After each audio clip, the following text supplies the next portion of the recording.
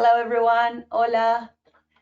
Well, here we are. Welcome to our second installment of on applied geodesic engineering, which is being organized by SIGGMA, the Society of Geodetic Engineers, Geomatics, and Surveyors of Venezuela, in conjunction with the AAPG Luz student chapter and Physical Geodesy Lab, Dr. Melvin Hoyer.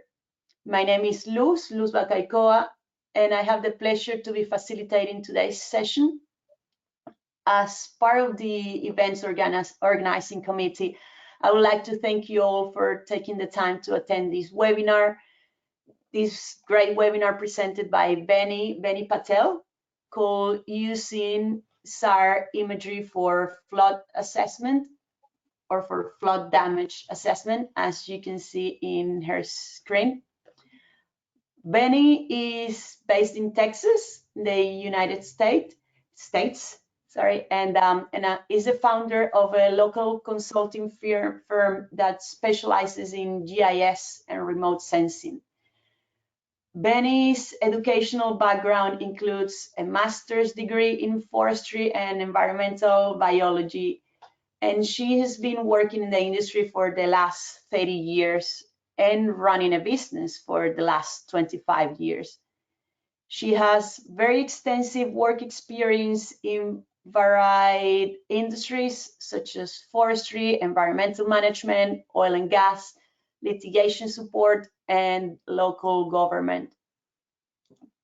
Beni has managed data for numerous projects and has developed data management processes, data management plans, and data governance frameworks. She has a passion for teaching and has taught at the University of Houston and Sam Houston University. And prior to Tessellations, which is her company, she worked at the Houston Advanced Research Center in the Woodlands as a GIS and remote sensing specialist, where she worked on including testing, collection, and processing of LiDAR data by one of the first topographic LiDAR data collection systems designed by funding from NASA. It's a great and impressive biography from Beni Patel. Thank you, Beni, for being here. If people on the call has any comments or questions, please send them to us on the chat session or on the questions section, and we'll look at them at the end of the session. Well, that's all from me. With great pleasure, I want to introduce you to Beni Patel. Thank you, Beni, for joining. All right, great. Well, thank you, Luz. Thanks for that nice introduction. And welcome to everyone. First, thanks a lot to the SIGGMA coordinators. It's an honor to present here. And whether it's good morning, good evening, or good night for wherever you are in the world, I'm hoping this keeps you entertained for the next hour.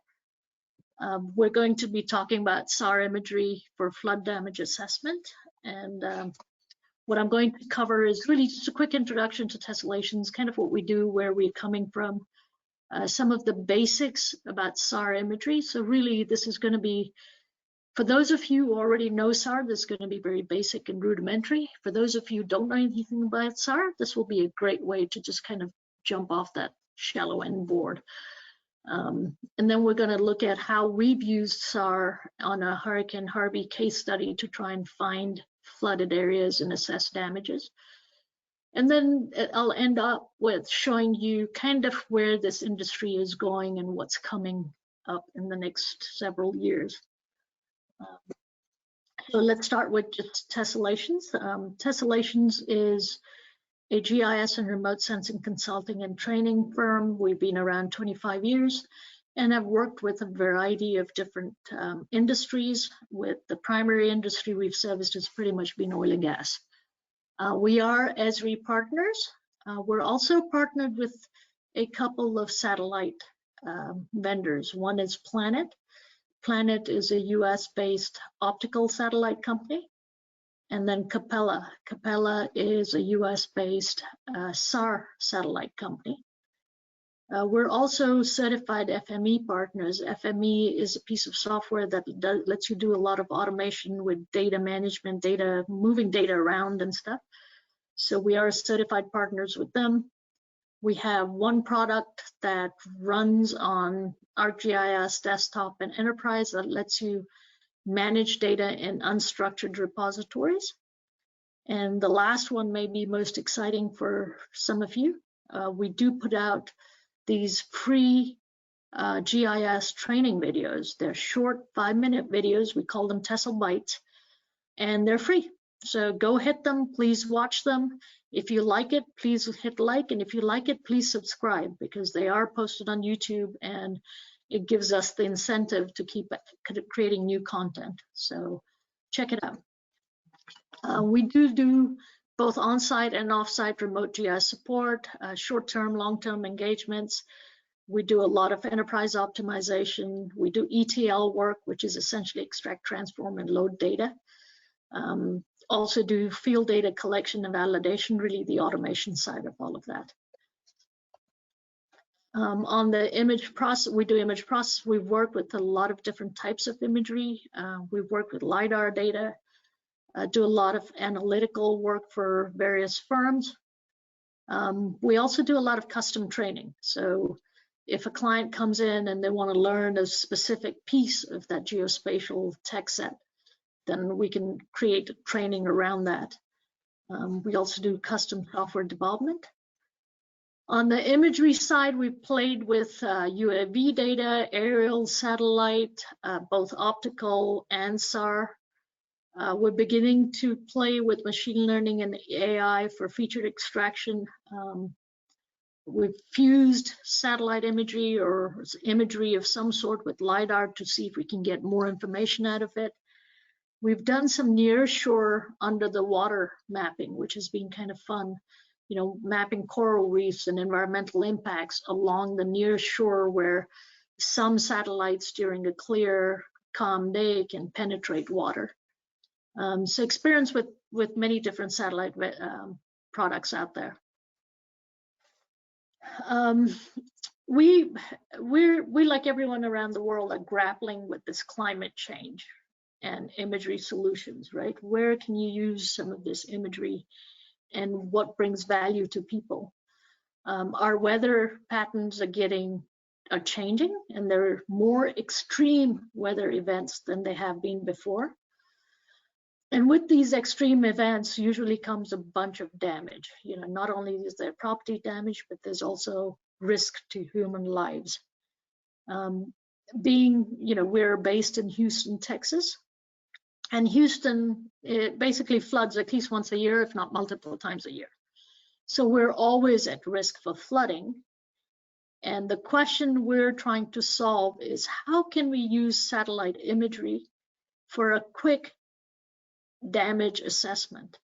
Because damage assessment in the field takes forever. It takes months and months after the drastic event has come and gone. But really, there's a need to understand that damage well before you start deploying money and putting money into different neighborhoods. You know, you got to decide where you're going to put it and how do you do a quick assessment. And satellite imagery would make the logical sense, right, to use that as a source.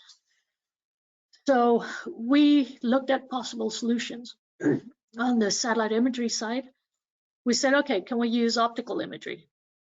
And yeah, sure, you can use optical imagery. The only problem with optical imagery is that you got to wait till the clouds clear.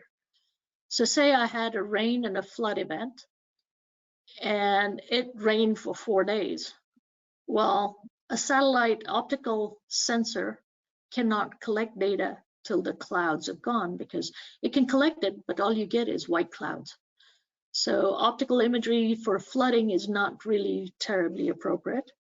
So we're looking at SAR, and we'll show you some of the things we've found with SAR.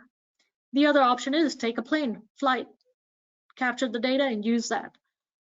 That sounds great, but flights in the middle of lots of rain and clouds still generates very dirty looking pictures and hazy pictures.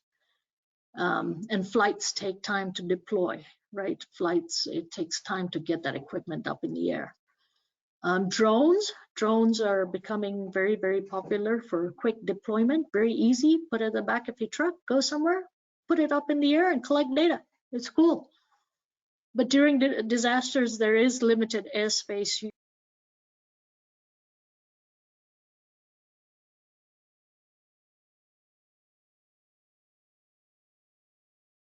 Great, thank you. Sorry. It's okay.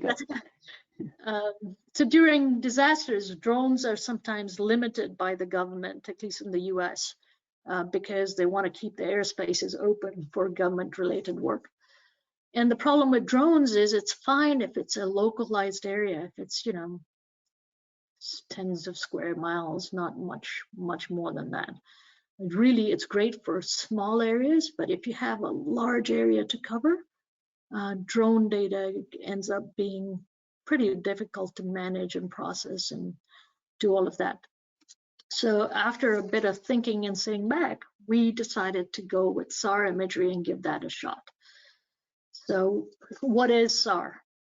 SAR is synthetic aperture radar, and it's basically a radar, a radio detection and ranging system. So it's a sensor that you, in this case, we're talking about SAR on satellites, but SARs, you know, sensors can be put on a plane and flown as well.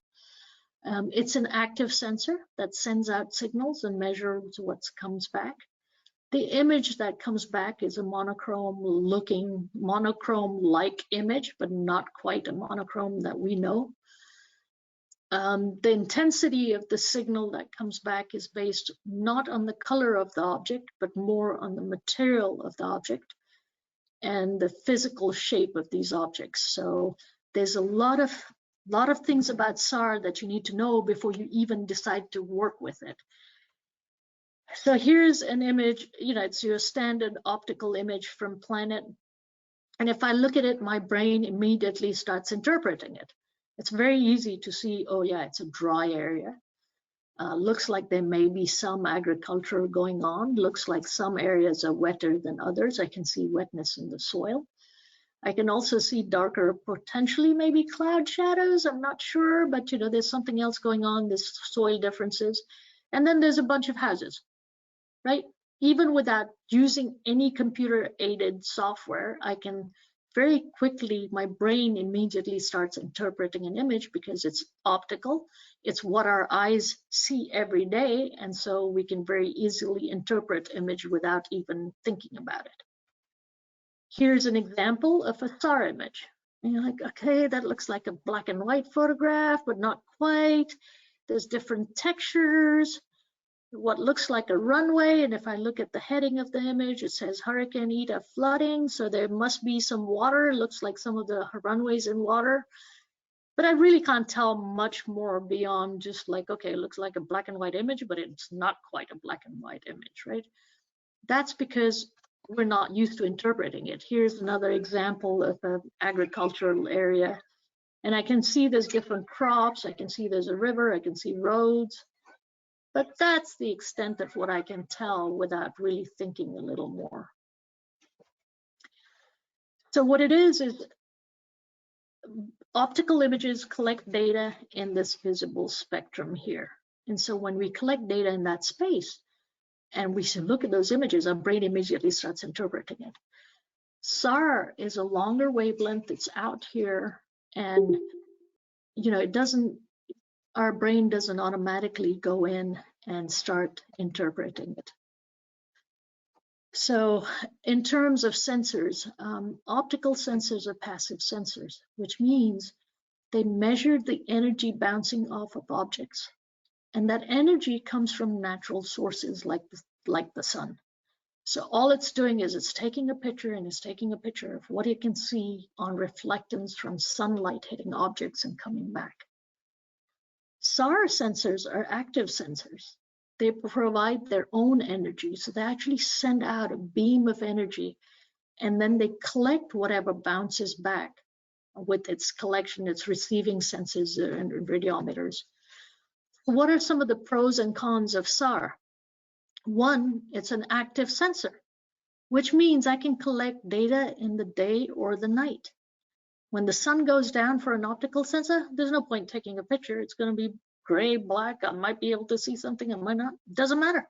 I send my own energy, so I can collect any time of the day and night. It's a huge plus. It's a longer wavelength, which means it penetrates clouds and smoke. Whoa, Joe, this is what's exciting, right? Because if there's a flood event, a big rain event, and the rain is coming down, cats and dogs, I can still fly my satellite. It doesn't care that the clouds are there. It penetrates right through them and still collects the data. So a big plus for flooding applications. The longer wavelength also penetrates vegetation and soil. And atmospheric effects, they're minimal. Optical sensors are very sensitive to atmospheric effects. SAR, it doesn't really matter too much. It's sensitive to dielectric properties of the material it's sensing, which means it can differentiate between ice and water, even though they're kind of the same thing. So it's great for glacier melt studies. Our poles are melting, and SAR is a great tool for that. Structure of the object matters a lot because of how it bounces the energy back, and we'll look at that in a second. The downside to SAR is hard to interpret. You look at it and you're like, what am I looking at? I don't know what this is. Also, it's a side-looking sensor. It's looking off to the side, which means when I'm taking pictures at an angle, there are geometric distortions on that image that I'm collecting. So there are geometric distortions, both due to the side-looking sensor, as well as, you know, if there's topography and there's mountains, that problem becomes bigger. So there's ways of dealing with that. There's also a lot of speckling of the image. There's a lot of energy being sent out and collected back, and it's kind of noisy, and we're going to look at that in a bit. Also, there's limited availability. Optical sensors, there's a lot more satellites collecting optical data than there is SAR data. But we will see at the end how that is changing very rapidly for a couple reasons. We'll look at that. Okay, SAR signal. Everything is all about this backscatter. And backscatter is essentially when, you know, what is coming back to the sensor. So if you'd imagine that this is a satellite that's sending out a beam of energy, and it gets reflected on a surface and gets bounced back, and I collect it. So on a smooth surface, what happens is that beam goes down, it gets deflected out somewhere else. Nothing comes back to or most of it goes somewhere else, and my satellite doesn't collect anything. So a smooth surface would end up appearing very dark. Whereas a rough surface, this beam goes down, it diffuses, it scatters that light around, and some of it comes back to me.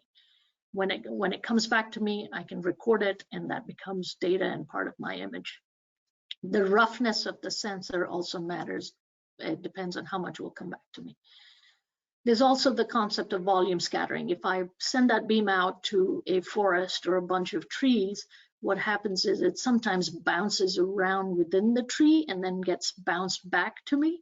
So I actually get higher, you know, I get more returns than just a little, and that makes that object pretty bright. We also have a scattering that's double bounce. So the image, the energy comes in, it bounces off of one surface, gets blocked by another surface, and bounces right back. So this is a double bounce, but the signal, the energy is still collected by my receiver, and so I can record it. Double bounce happens lots in urban centers. As you'd imagine, energy beam comes down, hits the street, bounces off, hits a tall building, bounces off again, and eventually can make its way back up to the sensor. What impacts this backscatter? There's a few things. The radar itself, the signal going out, the properties of that signal matter, and properties of the object being imaged matter. So we're going to look at all of these, the wavelengths, the polarization, the angles, and everything. So there's two kinds of things going on here. One is the signal itself, and the second one is the object we're trying to image. So on the signal itself, there's different SAR sensors, and they have different bands, and it just depends on what it is that we're trying to collect. We will find the right band for our application and use that. So here's just an example of multiple bands here. There's no rhyme or reason why these bands are called what they are. Apparently it's a military thing that started way back, and they named them, gave them random letter names, and they stuck. So if you look at an X band is approximately 3 centimeters the wavelength side, and what it does is it goes on tops of trees, or if you've got dry soil, it just goes to the top of the soil and bounces back. If I use a C band, which is a longer wavelength band, we get more penetration in vegetation, and we may get a little bit of soil penetration. But the L band, which is significantly longer wavelength, it's 23 centimeters. We get a lot more vegetation penetration. We also get soil penetration. So if you're trying to do soil studies or something like that, a lot of times L band is the appropriate one to use because it does penetrate a lot. So one of the first things you will have to decide is kind of decide on what band you would like to use. The second thing about the signal that's important is polarization. We can have horizontal or vertical polarization, and it's both going out and coming back to collect it. So I can send it out vertically and collect it vertically, or I can send it out horizontally and collect it horizontally, or I can mix. I can send it out vertically and collect it horizontally. There are some sensors out there that will do a quad mode, which basically collects data in all 4 modes, and then you can slice and dice what you want to use, or you can process it and decide which one you want to use. So polarization does matter, and here's an example of an image. Okay, here's an image which is horizontal going out, horizontal coming in, horizontal going out, vertical coming in, and the last one is vertical going out, vertical coming in. And you can see this is the same place on Earth in Peru, and you can see how the images are giving us different pieces of information. So polarization also matters, and you have to pay attention to when you're acquiring satellite imagery, what polarization if you're using free imagery, you've got to make note of what's free and how it was collected, what are some of these parameters. If you're commissioning the work, then you need to tell them what you want and see if you can get what you want. The third thing that's super important is incidence angle. What angle is the satellite at over the area you're trying to image? So there's 2 incidences angles, the global incident, like where is the satellite and how is it hitting this piece of land? And the second one is some local incidence, how does it actually reflect back off the surface? And both of these factors will impact the brightness of the image, and the brightness of that signal coming back helps you classify and determine what you've got.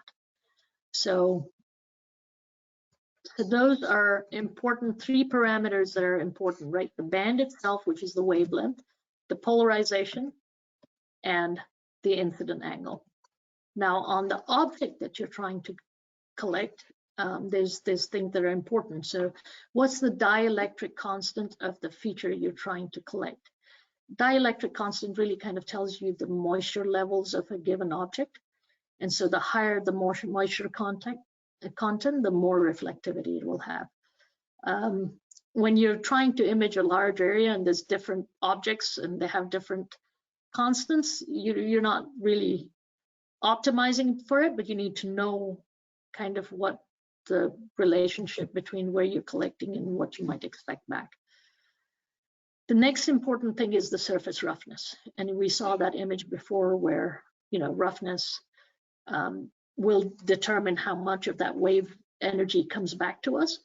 But the way you compare roughness is really compare the roughness, the average height variation of the object you're trying to collect relative to the radar wavelength.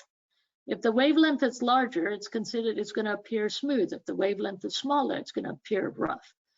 And so a lot of times a water body on a very non-windy day will appear super dark because it'll be really smooth. And so all that energy that comes in gets deflected and reflected out somewhere other than back to the sensor. So this is an example of that water. You know, this energy comes in, roads, paved roads, it will just kind of, the energy will come in, it'll be smooth, it gets deflected off. And so the signature, what you get back on the image is very dark. On a rough surface that's not terribly covered with vegetation, it has low vegetation, a lot of times it'll disperse, some energy will come back, and you're starting to look at more the gray tones as opposed to black. But it just depends on how tall that vegetation is and what's coming back. In forested areas, you tend to get this volume scattering, or volume, more energy tends to come back to us, which means it would be brighter and it'll be a lighter gray. So low vegetation is darker than forested areas. And then we also have, in the case of flooding, what I'm really interested in is, that inundated forest, that there's water underneath, but I can't see it, but I know there's water because it's flooded. Well, those guys usually end up creating this double bounce kind of situation, where the energy goes down, bounces off the water, hits the trees, bounces back to me. And a lot of times it'll appear as a very bright signature to me. This can be confused with, very bright areas in urban downtowns and stuff. So you should know a little bit of your geography when you start interpreting these images. There's another thing that you need to be aware of with SAR data is there's geometric and radiometric distortions. That's because it's a side-looking sensor. It's not looking straight down and collecting that picture and we're all good. When you take a picture with an optical sensor, you have distortion on the edges of the lens. So everything in the center is really good because it's looking straight down, but along the edges you get distortion, and you've got to take care of those. In this case, it's side looking, so the distortions are a little different. So if you notice in the ground range, we have these letters that are evenly spaced, but on a slant, which is where that energy is coming and reflecting and going back, you notice the spacing is different. In the front end, the side that's closest to the sensor often will have foreshortening. And foreshortening is that compression of the image that's close to the sensor. The distances here are much longer than the distances it ends up recording. We have a second distortion, which is a layover, where the top of an object seems to be closer to me, or is recorded as being closer to me than the bottom of the object, when really the bottom is closer to me, but it's capturing based on distance, and so it appears it's closer to me, but it really isn't. Sometimes you get dilation, usually in flatter areas or backside of slopes, where it looks like some objects are actually bigger than they really are. Kind of the opposite of the foreshortening on the other side of the image. And then you have shadowing. You have shadowing in optical systems as well, where it just absolutely could not collect data because it was, that beam was being hidden or reflected by other things in front of me. Examples of this, the foreshortening is hard to tell unless you really know the area. But if I got this image and I didn't know anything about the area, I couldn't really tell it's foreshortening unless I look at some other data relative to this. Layover, this is kind of an example I got where you're looking at some tanks and you can see that bottom kind of almost showing on closer than the top. It looks like there's two different objects, but they really aren't, right? You're not seeing through the object, you're just seeing different returns that are coming in from the object on the ground. Shadowing is kind of what you'd expect. There's dark signatures behind features that are tall. And then the slant range distortion, right? The slant range, that image is actually shorter than true ground distance, or the range of that data on the ground. That's because of that compression that happens. And it's not a big deal. We just need to know that this happens. And so when we purchase or get imagery, we should know what to ask for or look for, and know that we're going to have to correct for some of this stuff if we get raw imagery. The other issue with SAR data is speckling. A lot of energy is getting sent out. A lot of it is coming back. It's coming back at different, places and stuff. And so I get this mottled pepper, salt and pepper. They're mixed pixels. I'm getting multiple signatures coming back to me. And it's not the greatest, right? It's hard to do classification work on a salt and pepper image, and so you can correct for it. You can either apply smoothing filters and get rid of it that way, or you can take several images at the same time and of the same place, and then kind of blend them together and use them as one image, even though it was multiples going into creating it. Both, you're losing spectral or spatial resolution, but not a big deal, because if you're enhancing the image, then losing a bit of resolution is not so bad. Here's an example, and I get it from Capella just because I have access to some of their materials. But here's a great example of how Capella deals with this speckling. A single look image is all on this left-hand side. A single look image will see that salt and pepperness. A multi-look image, they essentially take 9 images. For every image that they shoot, they take 9 images, and they blend them together and give them to you as one image. So the one image you get back is definitely much sharper, much crisper, and a lot less speckling going on. So, and that's Capella's solution. Other people have other solutions. So now going back to, a little about SAR imagery and the complexities of a SAR image. How do we find standing water? We're wanting to know where things are flooded. So there's 2 sources of standing water. One is, current water bodies. There's lakes and rivers and ponds and whatever it is, right? There's data there. And the second one is, I want to find all those high water areas where there may be objects fully submerged. The other place I want to find water is in vegetation, right? There may be low grasses or vegetation or lawns or whatever that's covered with water. I want to see that. And sometimes it's visible as a water signature, sometimes it's not. But standing water under tree canopies is not visible, right? I can't see it, but I know there's water there because everything else around it is flooded, but I need to delineate that, and how do I do that? We decided to try some methodologies using Hurricane Harvey as a case study. And one of the sole reasons we used Hurricane Harvey is, one, because we're in Houston, and that's super interesting to us. And second, it was such a huge disaster that there's a lot of data. Every single satellite vendor was out there collecting data. Every single government agency was out there collecting data. There's so much data available that we figured it would be a great case study, because we won't spend all our time looking for data, and we'll spend more time analyzing it and playing with the data. So Harvey dropped 33 trillion gallons of water over the Houston area in 4 days, 35.6 inches of rain at the Houston airport. If that doesn't knock your socks off, I don't know what will. This is a lot of water. So to give you, for those of you who don't know what happened with Hurricane Harvey, it was a Category 4 or 5 hurricane that came to us in 2017, which seems a long time ago, but we're still recovering from some of its effects. It came and hit Rockport and Fulton and pretty much wiped these coastal towns out. You go there today and you still plenty of damaged buildings or buildings that have just been knocked down and not rebuilt. It came, it hit them, did its damage, and then it went back into the water and picked up more energy because the water was warm, and it kind of hugged the coastline and headed northeast. Eventually it went so far that northeast that it came just outside Houston, and it sat in that Gulf water.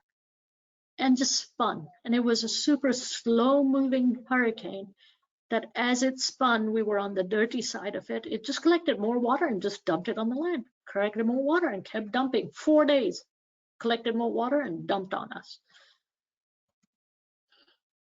So we said, all right, this is the one we want to look at. How do we do this? So we wanted to first find the right imagery. And so we identified areas that we were interested in. We identified dates that we needed imagery for.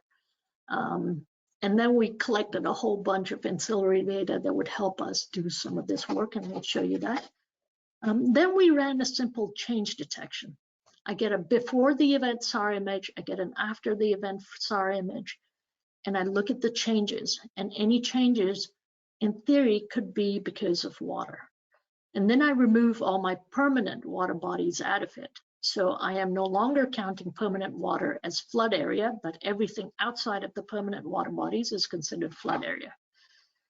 Then we took it into the GIS and added a whole bunch of socioeconomic data. You know, where are the populations and where are the structures and what is the damage?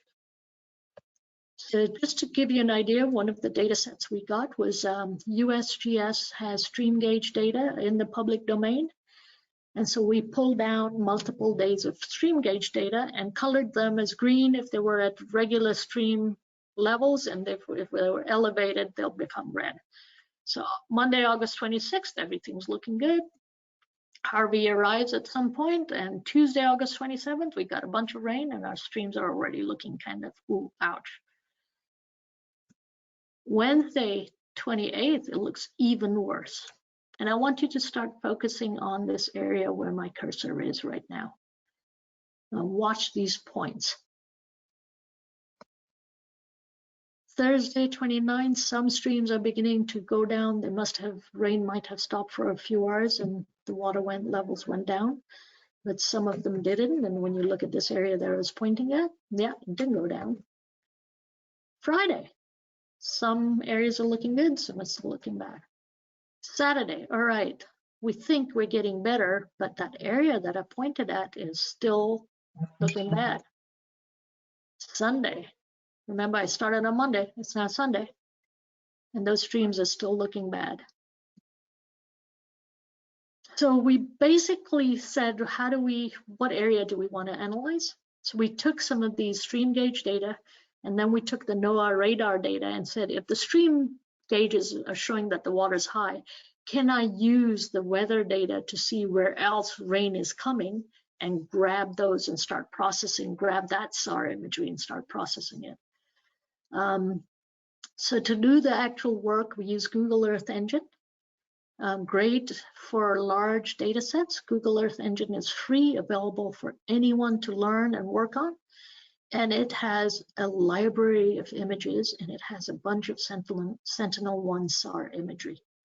So we chose that platform. And so this is showing you how we use multiple days of stream gauge data and multiple days of NOAA data. And we said, all right, this is kind of the area, this goofy shape. And it's goofy because we've used satellite image processing on the radar data to identify this block that seems to be doing goofy things. This is just to give you an idea of the Google Earth Engine interface. Basically, you go in, you feed in your data sets, and it's got models built into it, and you just make calls to some of those models.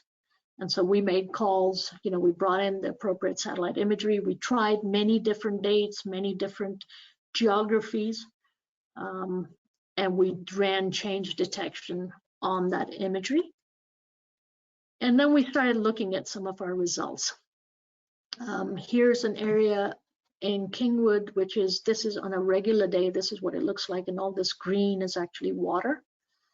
This is a optical photograph taken after Harvey came and left. So think about it, it rained for 4 days. This picture was taken well after it. So some of it has actually receded already. And so this is actually a good day. The water was a lot worse than here. So we kind of said, all right, let's run our models, see what we're getting, and does it compare to where this optical image was showing us damage?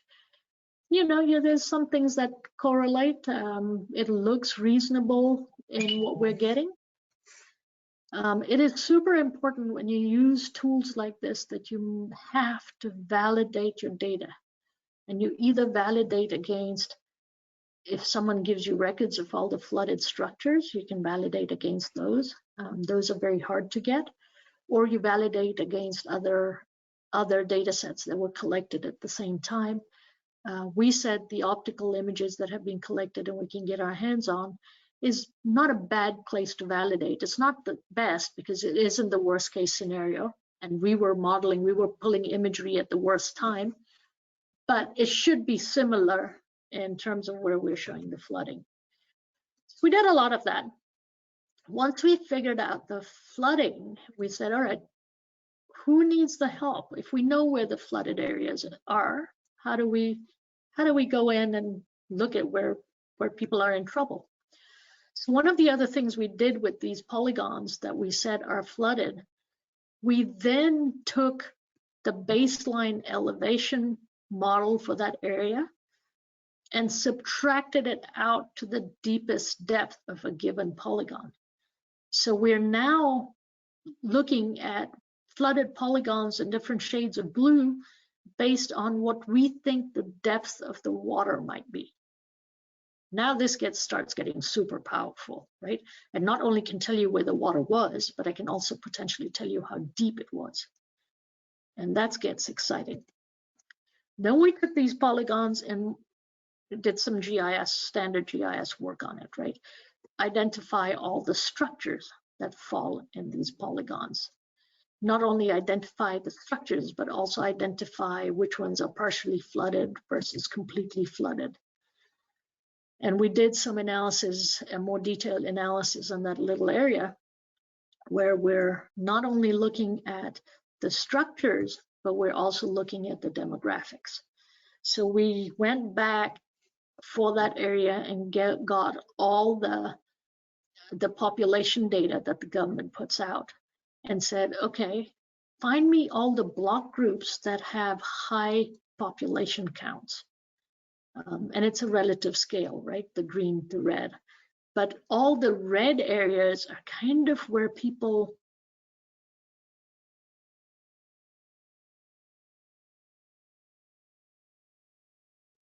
are high densely populated, or there's more people in these areas. It's not density, it's actually just, where are these people and what does it look like? So we pulled, just to show you how it looks, I pulled out an area where there's a red polygon, a few oranges. So this is obviously a place that could be important. Lots of people live here. Well, for this area, how many structures are flooded? How many people do we think are there? And so we did a straight, spatial joins, and we came up with a number that 233 structures are completely flooded or are affected, of which 145 are completely flooded and the rest are partially flooded. And the total population count for this area is 400 people. And for this area, who's in charge of who are the emergency folks who need this information? So, with Houston Emergency Center, we've got some contacts. The city fire that's in charge of servicing this area, what's their contact?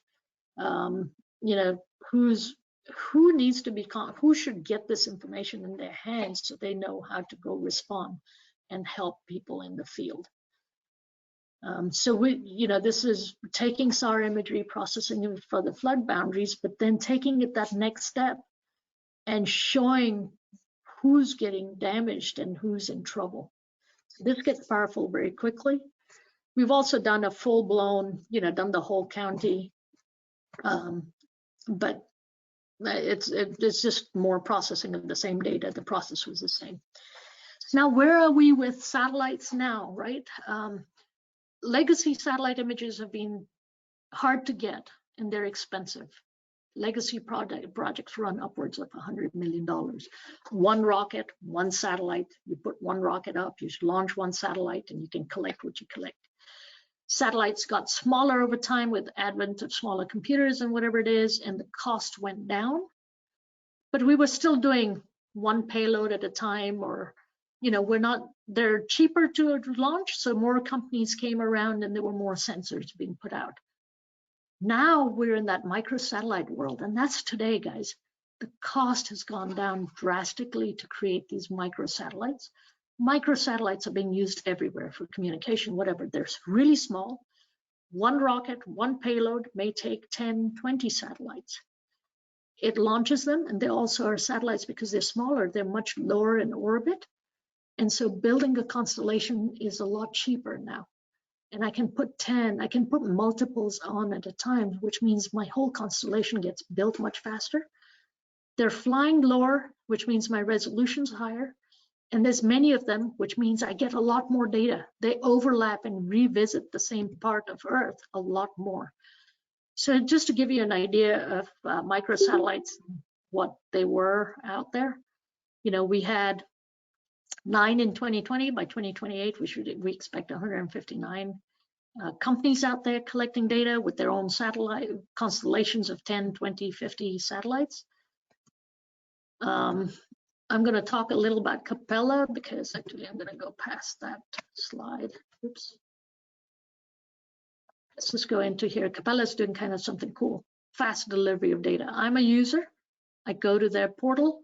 I task an order. It talks to the satellites, the many satellites out there, the scheduling software, comes back and tells me, I can schedule your flight in the next 3 hours, and this is how much it costs. Do you want to do it? You say yes. Captures it, puts it in the cloud, sends you an email, you go straight to the cloud and get it. That has never happened before. Before we used to, oops.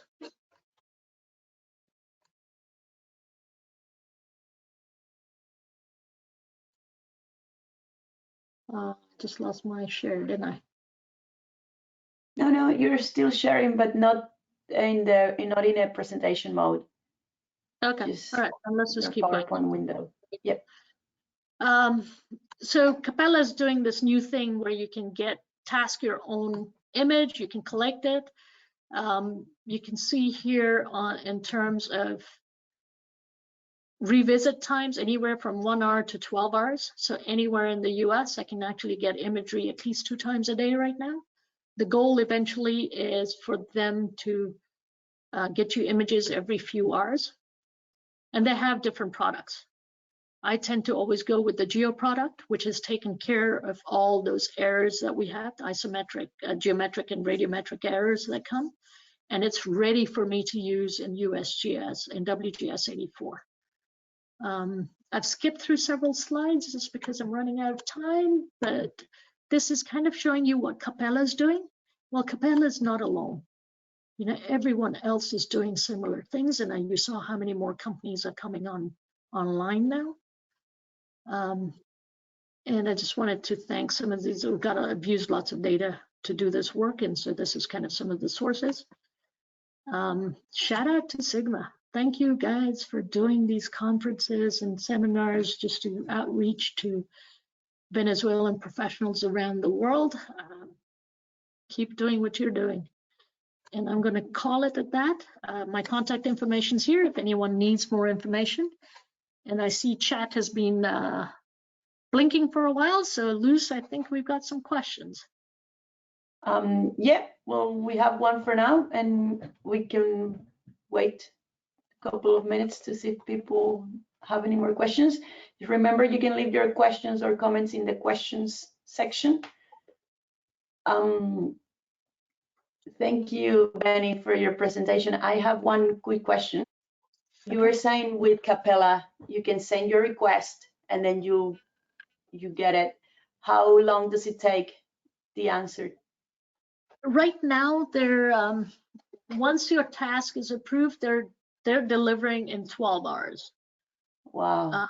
The goal ultimately is to deliver in a matter of 2 or 3 hours. Wow. But that's after they build out their satellite. But your tasking, their goal on the tasking is like when you put in the request, in 15 minutes, you should hear back on when your data is going to be collected. The other thing that's interesting about Capella is they promise to democratize the availability of this data. Typically what happens right now is when there's a major disaster, especially in the US, The US government goes out and buys all the bandwidth from every satellite vendor there is. So if you wanted to collect data for your asset at that same time, you're going to wait weeks. Capella is not keeping any bandwidth for government organizations. They join the line just like you and me. Okay. So if you put in your request quickly and the government's still thinking about what they want to collect, it's entirely possible that you will get your data before the government does. Okay.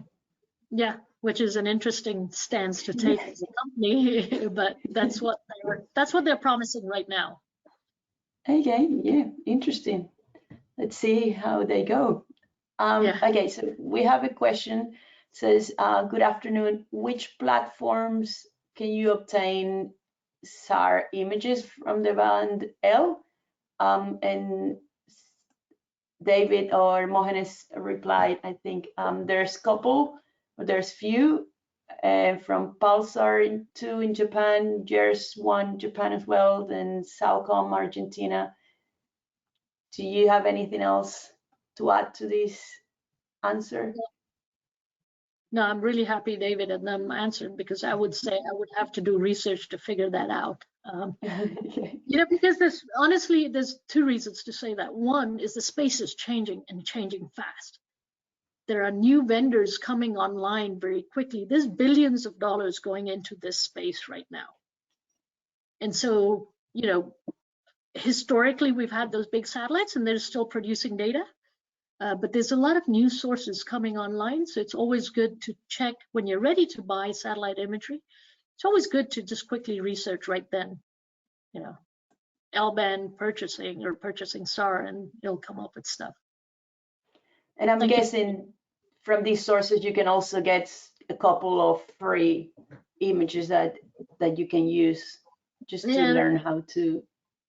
Yeah, you can go in. In fact, I know Capella has put out, there is an open data library. So if you want to learn how to use their imagery, go to the open data library. They've got, I don't know, 60, 70 images you can download and play with. Every satellite vendor will generally do that. They'll give you a trial imagery for free. It may not be in the area you want it to be in, but you can learn. Yeah. Great, thanks. Next question. Can you share the presentation? So for everyone out there, we are recording this session and later on we'll post it on YouTube so everyone can re-watch it and share it around as well. Next question, what software options exist at the moment to process SAR images? So there's quite a bit out there. There's Envy that does SAR. Global Mapper will handle some SAR. There's some free products out there. NASA, if you go to the NASA's website, there's some software they have specifically for SAR data processing. And David, what's that called? Leaf or something? David, can you answer that, please?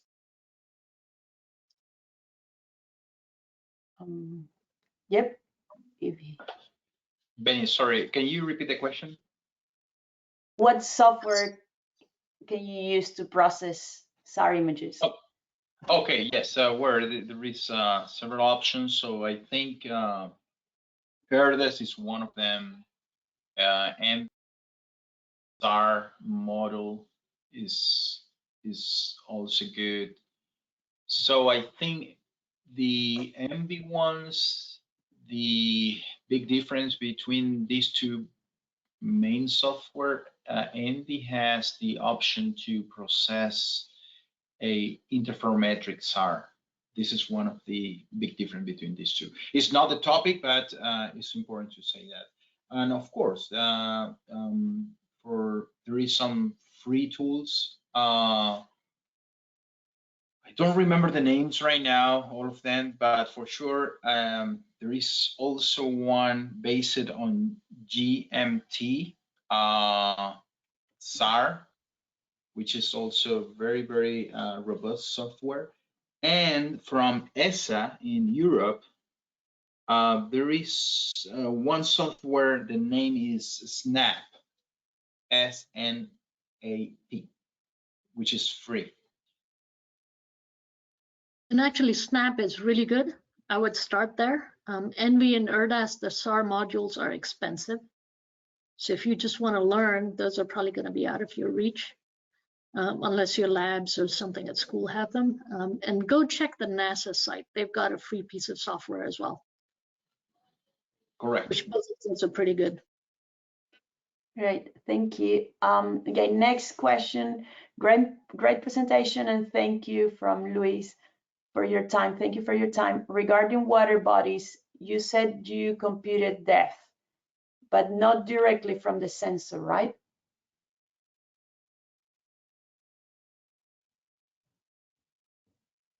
So there's two water bodies we talked about, right? The original set of water bodies where we're saying they're permanent water bodies, no, we did not compute that from the imagery. We said there's a ton of people who have mapped this geography and they know where all the water bodies are. So we went to government sources and said, these are the water bodies around here. We will subtract those out of what we're saying is water, because there's, you can't call a river flooded. The river is a river, yeah. Right? So, yeah, we actually use vector data to minus those out.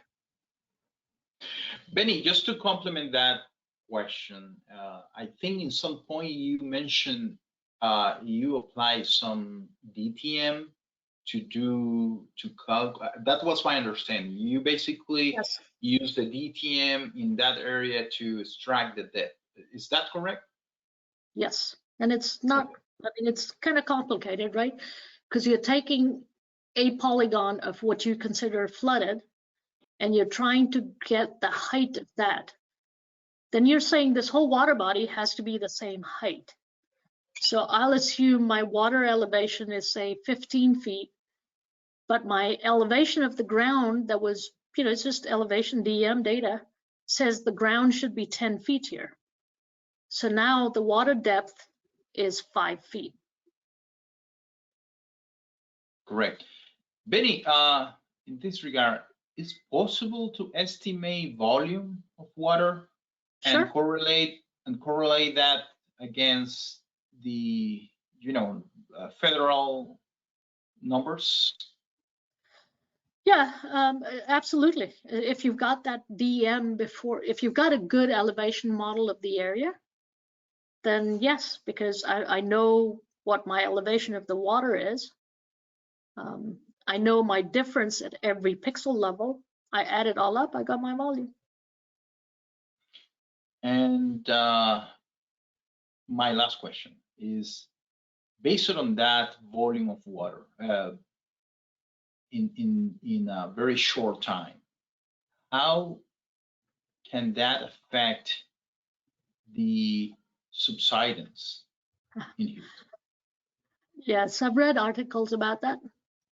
I believe there are parts of Houston that subsided by 2 inches because of Hurricane Harvey. Now, it wasn't a global 2 inches, of course, but there were parts of it that actually subsided that much because that volume of water was so heavy that we did have subsidence.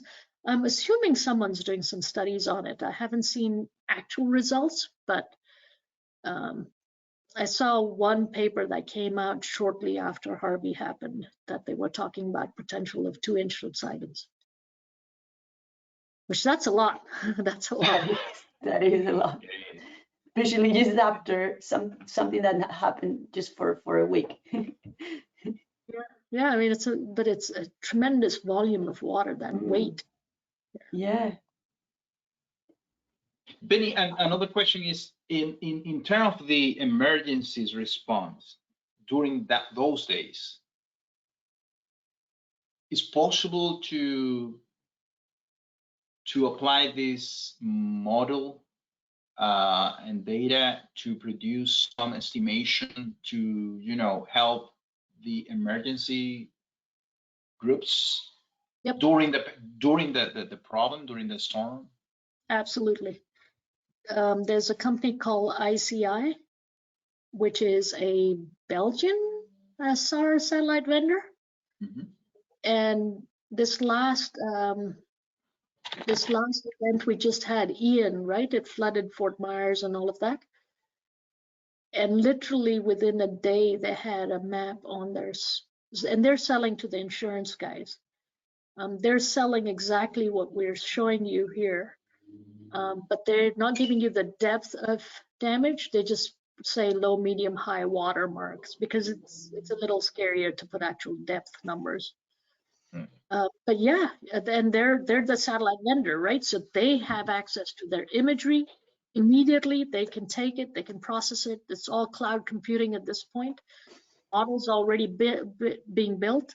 And really, the work isn't that hard. It's change detection. That's all it is. So the big thing here is that you have to have had an imagery before the event to do this work. Well, these satellite vendors are constantly collecting data all over the world, right? So they have a huge library. Yes, with SAR, there is millions of data because it's permanently collecting data everywhere, worldwide. Yeah, so these companies are going out and doing that. I mean, they're providing that service to FEMA and places. I don't know. It's pretty new. A lot of this started coming out just last year. Mm-hmm. So Beni, for the water detection, do you think there is a optimal way from the polarization parameter to get the best water layer? There is, but it's going to take quite a bit of iterations of trying different permutations, right?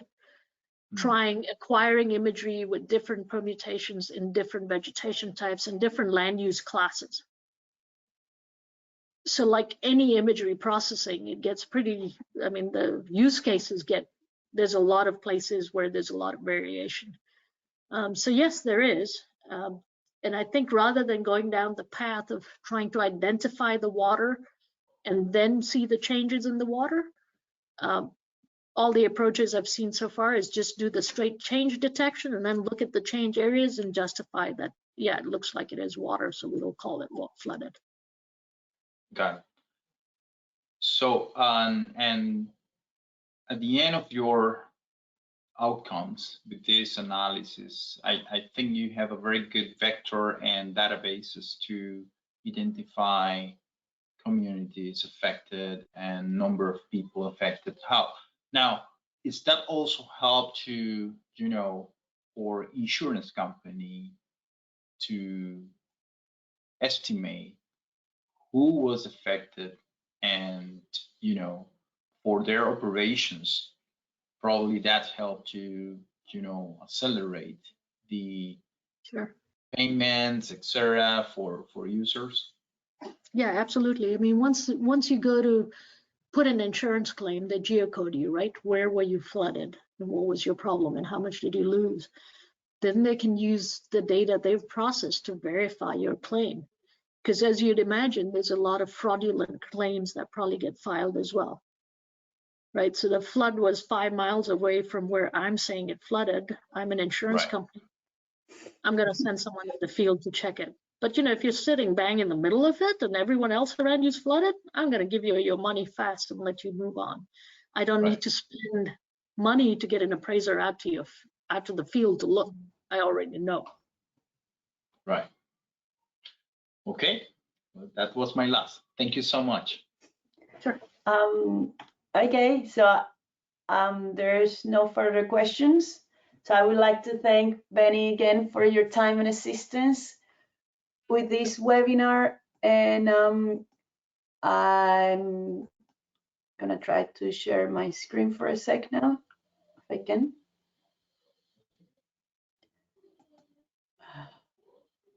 There we go.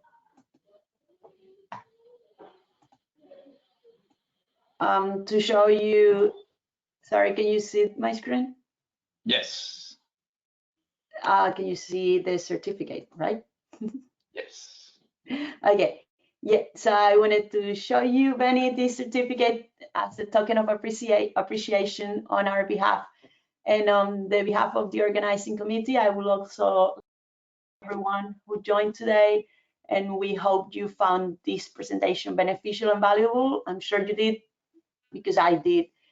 And I would like you to invite everyone to the next webinar on the second conference on applied geodesic engineering, which is next Friday at 12 p.m. Venezuelan time, so midday. It'll be held by Professor Clifford Meunier, entitled Physical Geodesy of Subsidence in Louisiana. This webinar will also be held in English.